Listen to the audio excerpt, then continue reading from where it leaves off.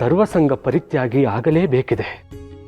ಸನ್ಯಾಸತ್ವವನ್ನು ಸ್ವೀಕರಿಸಲೇಬೇಕಿದೆ.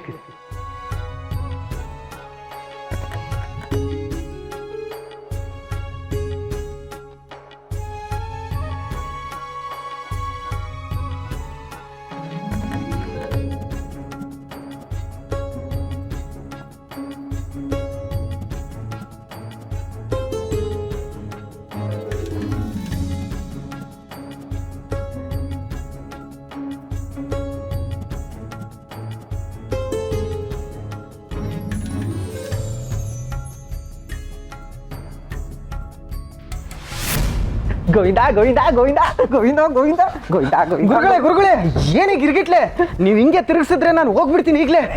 ಗೋವಿಂದ ನನ್ಗೆ ಇವತ್ತು ಎಷ್ಟು ಸಂತೋಷ ಆಗ್ತಾ ಇದೆ ಅಂದ್ರೆ ತುಂಬಾ ತುಂಬಾ ಸಂತೋಷ ಆಗ್ತಾ ಇದೆ. ಖುಷಿಲಿ ಎದೆಗಿದೆ ಹೊಡೆದು ಹೋಗ್ಬಿಟ್ಟಿರಿ. ಅಯ್ಯೋ ಅಯ್ಯೋ ದರಿದ್ರುವೆ, ಸಂತೋಷದ ಸಮಯದಲ್ಲಿ ಅವಶ್ಯಕನ ನುಡಿತ್ಯಲ್ಲೋ. ಏನಂಥ ಸಂತೋಷ? ಕನ್ಸಲ್ಲಿ ಗೆಜ್ಜೆ ಸದ್ದೇನಾದ್ರೂ ಕೇಳಿಸ್ಕೊಂಡ್ರೇನು? ಗೆಜ್ಜೆ ಸದ್ದಲ್ಲ ಗೋವಿಂದ, ಮಾತಿನ ಸದ್ದು. ಅಂದ್ರೆ ಗುರುಗಳು ವೆಂಕಟನಾಥನನ್ನ ಕರೆದು ಸನ್ಯಾಸ ದೀಕ್ಷೆ ತಗೋಂತ ಹೇಳಿದ್ರು. ಅವನಿಗೆ ದೀಕ್ಷೆ, ನಿಮಗೆ ಭಿಕ್ಷೆ, ಇದು ಸಂತೋಷ ಪಡೋ ವಿಚಾರನ? ಅಲ್ಲೇ ಇರೋದು ಗೋವಿಂದ ವಿಷಯ.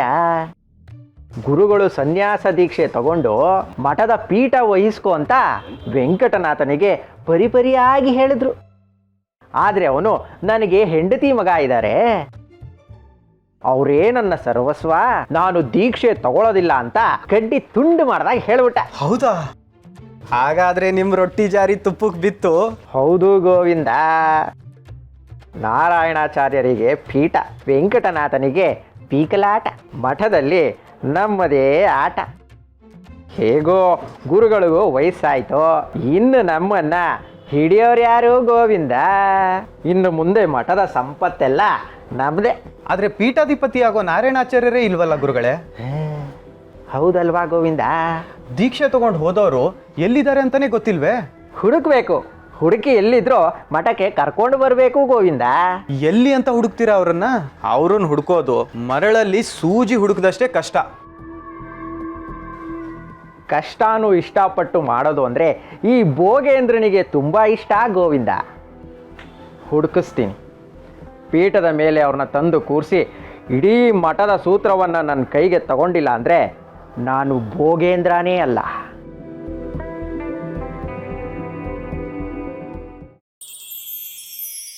ಆ ವೆಂಕಟನಾಥ ಸನ್ಯಾಸತ್ವ ಸ್ವೀಕಾರ ಮಾಡೋದಕ್ಕೆ ಒಪ್ಪಿಗೆ ಕೊಟ್ಟಿದ್ದಾನೆ. ಅಯ್ಯೋ ದೇವ್ರೆ, ಅವ್ನು ಸನ್ಯಾಸಿ ಆಗ್ಬಿಟ್ರೆ ಅವ್ನ ಹೆಂಡತಿ ಮಗನ ಗತಿ? ಊರಿಗೆ ನೀರಿನ ಚಿಂತೆ ಆದರೆ ಕೋರಿಗೆ ಬೋರಿನ ಚಿಂತೆ ಅಂತೆ. ಅವ್ರ ಗತಿ ಹಾಳು ಬಿದ್ದು ಹೋಗ್ಲಿ, ನಮ್ಮ ಗತಿ ಏನಾಗಬೇಕು ಗೋವಿಂದ? ಅವನು ಪೀಠಕ್ಕೆ ಒಕ್ಕರ್ಸಿದ್ರೆ ಮೊದಲು ನಮ್ಮನ್ನ ಮಠದಿಂದ ಒದ್ದು ಹೊರಗಾಕ್ತಾರೆ. ಪೀಠ ಸಿಕ್ಕಿದ ಮೇಲೆ ಪಾಠದ ನೆಪದಲ್ಲಿ ಮಗನನ್ನು ಮಠದೊಳಗೆ ಸೇರಿಸ್ಕೋತಾನೆ.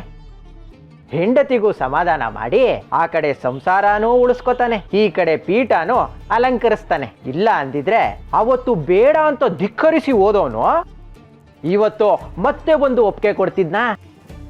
ನನಗೆ ಚೆನ್ನಾಗಿ ಗೊತ್ತು. ಮನೆಯಲ್ಲಿ ಗಂಡ ಹೆಂಡತಿ ಕೂತ್ಕೊಂಡೆ ಪೀಠ ಹೊಡೆಯೋ ಸಂಚು ಮಾಡಿದ್ದಾರೆ. ಇದೆಲ್ಲ ಆಕೆದೆ ತಂತ್ರ. ಛೆ, ವೆಂಕಟನಾಥನ ಬಗ್ಗೆ ಏನು ಬೇಕಾದರೂ ಹೇಳಿ, ಅವನು ಪ್ರಳಯಾಂತಕ. ನಮಗೆ ಬಹಳಷ್ಟು ಸಲ ಚಳೆ ಹಣ್ಣು ತಿನ್ನಿಸಿದ್ದಾನೆ. ಆದರೆ ಅವನ ಪತ್ನಿ ಸರಸ್ವತಮ್ಮ ದೇವ್ರಂತ ಹೆಂಗಸು ಗುರುಗಳೇ. ಅವರಪ್ಪ ಆಗರ್ಭ ಶ್ರೀಮಂತ. ಮದುವೆಗೆ 100 ಸೇರು ಚಿನ್ನ ಕೊಡ್ತೀನಿ ಅಂದರು. ಆದರೆ ಒಂದು ಗುಲ್ಗಂಜಿನೂ ಬೇಡ ಅಂತ ತಿರಸ್ಕರಿಸಿ ಬಿಚ್ಚೋಲೆ ಗೌರಮ್ಮನ ಹಾಗೆ ಗಂಡನ ಹಿಂದೆ ಬಂದಿರೋ ಮಹಾತಾಯಿ ಆಕೆ. ಈಗ ಪೀಠಕ್ಕೋಸ್ಕರ ಆಸೆ ಪಡ್ತಿದ್ದಾರೆ ಅಂದರೆ ನಾನು ಒಪ್ಪಲ್ಲ. ಹಾಗಾದ್ರೆ ಅವತ್ತು ಬೇಡ ಅಂತ ಹೋದವನು ಇವತ್ತು ಬಂದು ಹೇಗೆ ಒಪ್ಕೊಂಡ ಗೋವಿಂದ? ಅದೇ ನನಗೂ ಅರ್ಥ ಆಗ್ತಿಲ್ಲ ಗುರುಗಳೇ. ಬೇರೇನೋ ಕಾರಣ ಇರಬೇಕು. ಅವನು ಒಪ್ಪೋದಕ್ಕೆ ಏನು ಕಾರಣನಾದರೂ ಇರಲಿ, ತಪ್ಸೋದಕ್ಕೆ ಕಾರಣಗಳನ್ನ ನಾವು ಹುಡುಕ್ಬೇಕು. ಹುಡುಕೋಣ ಗುರುಗಳೇ, ನಮ್ಮ ಕೆಲಸನೇ ಅದಲ್ವೇ.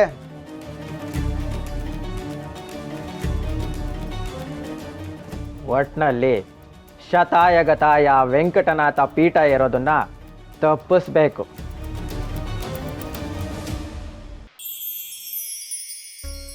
ಶ್ರೀಹರಿ, ವೆಂಕಟನಾಥ ಸಂಸಾರದಲ್ಲಿ ಮುಳುಗಿ ಹೋಗಿದ್ದಾನೆ. ಅದರಿಂದ ಆಚೆ ಬರುವಂಥ ಯಾವ ಲಕ್ಷಣಗಳೂ ಕಾಣಿಸ್ತಿಲ್ಲ. ಹೀಗೆ ಆದರೆ ಮುಂದೆ ಈ ಮಠದ ಭವಿಷ್ಯವೇನು? ಹಿರಿಯ ಗುರುಗಳು ಹೇಳಿದ ಮಾತು ಸುಳ್ಳಾಯ್ತೆ. ಸುಧೀಂದ್ರರೇ,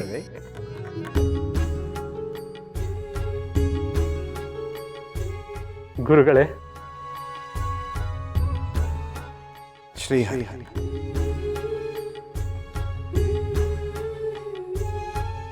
ಗುರುಗಳೇ, ಮದುವೆಯೇ ಬೇಡ ಅಂತ ಹೇಳ್ತಿದ್ದ ವೆಂಕಟನಾಥನಿಗೆ ಮದುವೆಗೆ ಒತ್ತಾಯಿಸಿದ್ದೇ ನೀವು. ಈಗ ಅವನು ಸಂಸಾರವನ್ನು ಬಿಟ್ಟು ಹೊರಬರಲಾರೆ ಅಂತಿದ್ದಾನೆ. ಮುಂದೆ ಹೇಗೆ ಗುರುಗಳೇ?